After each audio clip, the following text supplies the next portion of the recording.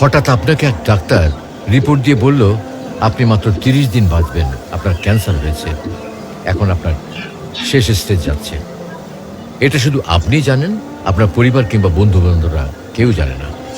এখন এই রিপোর্ট পাওয়ার পরে আপনি বাসায় গেলেন।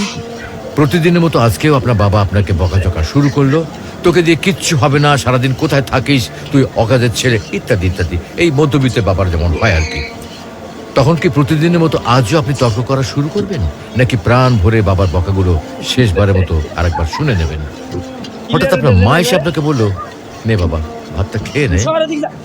আপনার মনে হবে এই বুঝি আপনার মায়ের শেষ হাতের খাওয়া, আপনি আর বাঁচবেন না। আপনি পরম তৃপ্তি নিয়ে খাবেন এবং আপনার কাছে মনে হবে এটা আপনার শ্রেষ্ঠ খাবার, যদিও ডাল ভাত হোক না কেন। আপনি বের হলেন, পুরনো এক বন্ধুর সাথে দেখা, আপনি যাকে মোটেও সহ্য করতে পারেন না, সবসময় তার সাথে কথা কাটাকাটি হয়, আজকেও সে আপনাকে কিছু কথা শুনিয়েও দিল।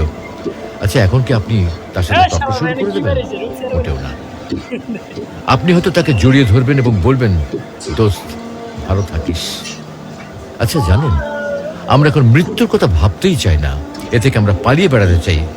কিন্তু যদি আপনি ভাবেন যে আজই আপনার শেষ দিন, তাহলে দেখবেন সবকিছুই আপনার কাছে ভালো লাগছে।